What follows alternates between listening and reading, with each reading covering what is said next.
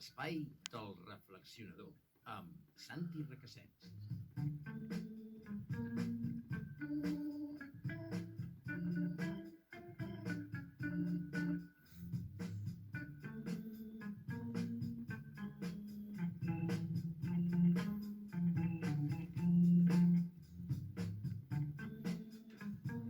Pràcticament fregant, 1:15, i és el moment, esclar, de posar-nos-hi amb l'espai del reflexionador, signat, ja ho sabeu, pel Santi Requesens, pagès i llicenciat en Direcció d'Empreses per la Universitat de Saint Peter's de Bos, d'explicar el que pot semblar profundament complicat amb una senzillesa espaterrant.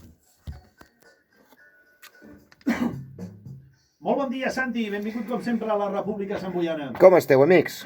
Bé, jo deia això, que un dels teus objectius no és tan sols explicar les coses, sinó que explicar aquells assumptes que de vegades són força complicats, doncs el més senzill possible i de quilòmetre zero, que diem, sent proper i entenedor, i això ens agrada molt. I precisament jo crec que entenedor ho és la temàtica d'avui, però molt complexa, malauradament també molt escabrosa, perquè avui, Santi, per tal d'adherir-nos a la commemoració del 25 de novembre, el Dia Internacional contra la Violència Masclista, volem aprofitar la teva secció per reflexionar precisament sobre aquesta problemàtica, aquest problema ja endèmic de la nostra societat i de les reivindicacions que s'han portat a terme. I a banda també tornem a recordar això, que Sant Boi se suma cada any a la lluita amb forces activitats que ja hem anat comentant i amb la campanya per visualitzar aquesta commemoració amb els damassos que deia el nano que ja està veient pels carrers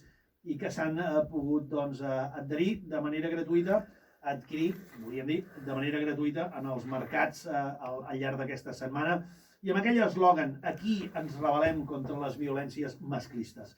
En el cas que et pertoca, com a reflexionador i persona a qui li preocupa la violència masclista, t'hem demanat que ens expliquis i ens donis una visió més a nivell global de com es viu en d'altres llocs del món aquest drama, com es gestionen les solucions per perseguir-ho i que ens plantegis una mica dades o informació que ens ajudi a rumiar sobretot plegats, Santi. Doncs com tu dius, el programa d'avui és per reflexionar més que mai, perquè a veure, jo no sóc sociòleg, no sóc psiquiatre ni psicòleg, però tu moltes vegades als programes comences o em deixes anar preguntes punyents. Sí, senyor. Doncs ara em toca a mi. Vinga. La diferència de sou entre home i dona, la bretxa salarial que se'n diu, tu consideres, entre cometes, violència de gènere? Jo crec que sí, que és una agressió. Vale. És una agressió. Jo no sé si... És que hi ha molta gent que no ho tindria tan clar. Jo també ho crec, però... Violent aquí, violència hi entra, però és una agressió, per tant, forma part d'un tipus de violència, no? Per això, o sigui... La discriminació, en aquest cas. Exacte. Discriminar algú només pel fet de ser dona. Sí, senyor. Què vull dir amb això? Que la violència de gènere, perquè masclista trobo que és una miqueta centrar-nos només en el tema homes. Que, a veure, hi ha més casos de violència masclista, però també hi ha molts casos de violència, jo no diria feminista, però que hi ha vegades en què els homes són les víctimes, també. No, i tant. A veure, mira, començarem una miqueta per les dades fredes, però reveladores. Al nostre país, Espanya, el 12,5% de les dones majors d'edat han patit al llarg de la seva vida algun tipus de cas de violència per part de les seves parelles o les seves exparelles. I si aquí hi ajuntem gent que no és parella o exparella, gent que no és propera o fins i tot violacions, arriba al 25%. I això, 25% és una xifra, a veure, un 12,5% és intolerable, però un 25% és dantesc. Sí, senyor. 25% de dones al nostre país que han patit violència masclista. Són dades prou esgarrifoses. I el pitjor del tema és que ens pensem que el nostre país, Catalunya, és un país molt masclista i resulta que no és ni de lluny dels més masclistes d'Europa. A mi em va sorprendre molt veure que Finlàndia, que és Escandinàvia, doncs la zona de la igualtat entre homes i dones, doncs a Finlàndia, segons les estadístiques, hi ha 3 vegades més violència masclista que a Espanya. O a Catalunya. 3 vegades més. Algú ho atribuirà doncs, a que, clar, els hiverns allà són molt durs, molt llargs, s'abusa molt de l'alcohol, Però aquesta justificació eh? No hi tenen cabuda perquè a Suècia i a Noruega també tenen uns hiverns igual de complicats i les xifres són molt més baixes que a Finlàndia. A Alemanya i a França, la civilitzada Alemanya i l'elegant França, doncs la violència masclista és un 20 o fins i tot un 30% més alta que aquí. Què vull dir amb això? Que allò que sempre s'ha dit és que Espanya és un país molt visceral, molt masclista, ho és, evidentment, però que no només té un component cultural, això. Hi ha un component, digue-li, històric, cultural... No ho sé. Aquí hauríem d'escoltar l'opinió d'un sociòleg o d'un psiquiatre que ens podria aportar molta més llum de la que jo puc aportar. El que sí que vull compartir amb vosaltres, amics meus, un experiment que es va fer a la Universitat de Harvard. No sé si a Harvard o Yale o Berkeley, no ho sé. El Departament de Sociologia va agafar una sèrie d'estudiants a l'atzar i va recrear el que era una presó, amb estudiants que feien de presos i estudiants que feien de carcellers. I al cap d'un temps es va començar a veure que dintre dels carcellers n'hi havia alguns que començaven a desenvolupar tendències que bordejaven la psicopatia. O sigui, abusar dels seus companys que feien de presos, casos de violència, I al final, a veure, es va haver de frenar aquest experiment perquè la cosa estava marxant de mare. I després va resultar que tots aquests que havien desenvolupat aquestes actituds de poder, d'abús, tot això, eren estudiants del més normal del món, que no tenien cap trauma, no tenien cap mena d'història fosca al darrere, senzillament tenien alguna cosa al seu cervell que quan es donaven les condicions adequades allò feia clic i es convertien en abusadors. Torno a repetir, l'experiment aquest es va haver de parar perquè va començar a afectar psicològicament a tots els que estaven... Què vull dir amb això? Que, a veure, es parla molt de la violència masclista, que és una miqueta, diguem-ne, inseguretat, que poder tenen molts homes, en veure que les dones han anat ocupant posicions més de... S'han anat empoderant. Però vols dir que això és un problema per a aquesta por? Doncs sembla que sí. Sembla que sí, per això he volgut dir aquest experiment, que qui menys t'ho esperes, en les condicions adequades se li poden creuar els cables i començar, diguem-ne, a sentir aquesta necessitat de ser superior a la parella, ser superior a l'altre, voler imposar, voler manar, voler ser el macho alfa. Entenc. Per això, amic meu, això és feina de psicòlegs i sociòlegs. Jo només dic dades que m'han sorprès. Se t'entén perfectament. Sí, i en canvi és curiós perquè a Itàlia, que també en teoria és un país considerat masclista, doncs hi ha menys violència de gènere que aquí. Bastanta menys. Itàlia, Itàlia! Les persones tenim, no ho sé, caiem en tòpics... Sí, t'imagines el... Sí, home, d'aquella Itàlia on hi havia... Sí, bueno, el sicilià que surt amb la navaja cabritera i fa vendetta i tot això. Doncs resulta que a Itàlia hi ha menys violència masclista que a Espanya. Per això dic, a veure, algú em va dir, home, és que a Itàlia si et passes amb la dona d'algú, et ve tota la família i et tallen a pedaços. Home, però això és caure en tòpics. Això és caure en tòpics, però també, però com tracten els homes italians a les seves parelles? Sí. Doncs resulta que les tracten sempre dintre d'un context generalitzat, doncs les tracten millor que aquí. Per això dic, amic meu, que aquí no hi ha xifres absolutes, aquí no podem caure en tòpics perquè la cosa és més complexa del que sembla. I la bretxa salarial, com es diria en català, bretxa? El forat salarial... Home, el pots anomenar forat, el pots dir l'esquerda salarial. L'esquerda salarial. Això, en el fons, també, i vull incidir en això perquè molts actes nostres quotidians, que els prenem com a totalment normals, resulta que també poden ser considerats violència de gènere. Perquè és el que dèiem, no? Discrimines algú només pel fet del seu gènere. Que aquí el correcte, perdona, ja que ho has preguntat, el correcte ja no és que es podria dir breixa, però en el context que tu estàs dient, Mhm. el més correcte seria l'esborang. Esborang, sí, sí. I aquí, No, però correcte, el que estàs dient. I aquí tornem un altre cop amb coses que m'han sorprès. L'esborang salarial a Espanya ve a ser més o menys d'un 16%. Que això és important, perquè dones que cobren menys, també el dia que jubilin cobraran menys jubilació.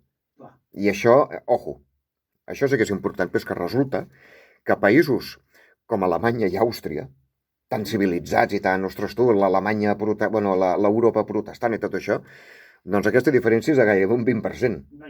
Imagina't. I a països, tornem a dir, països com Itàlia, la diferència és només d'un 3%. I escolta'm una cosa, allò que dèiem de les preguntes més o menys punyents, Vale. nosaltres tenim 5 minuts, però vaja, és molt interessant perquè el que et demanaven Clar. eren dades i era una mica prendre la temperatura del masclisme, Sí. amb el bon sentit de la paraula arreu del món. Les diferents conclusions, sobretot solucions en els diferents països, la legislatura, hi ha llocs que hi ha més madura contra el masclisme que en d'altres, i això deu estar clar. Hi ha llocs que ho gestionen millor. No ho sé, sota el teu parer, jo insisteixo, ja ho sé, que no ets un sociòleg especialista en masclisme, com hem tingut avui a la Noé, no? durant precisament formadora de sexualitats, no? D'alguna manera ella sí que amb aquests estudis pot explicar-ho des d'una altra perspectiva, no? Però el teu parer com a reflexionador, què? Solucions, duresa a l'hora de jutjar? No. Duresa no. Duresa no, perquè no arreglarem res. Això és un problema d'educació. No, jo et dic, en els diferents països, si trobes que hi ha més... Sí, a veure, no, a altres països passa menys, o es gestiona millor, perquè la mateixa societat és prou madura, com per no acceptar com a normals coses que de normal no en tenen res. Aquí, poder perquè arrosseguem un dèficit de X anys, no? 40 anys de franquisme en el qual la dona s'havia de quedar a casa i tenia que demanar permís al marit fins i tot per obrir un compte bancari, aquí poder encara estem, dintre de que no estem tan malament, però encara arrosseguem dèficits. I ens prenem com a normals coses que no en tenen gens. Un altre exemple que vull posar, violència masclista, la prostitució. Sí, senyor. Espanya, i amb això sí que està demostrat, té un nivell de consum de prostitució desmesurat en comparació a la resta de països d'Europa. I això, per mi, no sé com ho veus, és violència masclista pura i dura. El tema de la pornografia... Pura i dura, el mateix. On veiem que les penes per delinquir en aquest cas també serien més fortes. I això per mi també és violència masclista i amb el consum de prostitució a Espanya tenim un problema poder més greu que altres llocs d'Europa. Què es pot fer? Doncs el de sempre.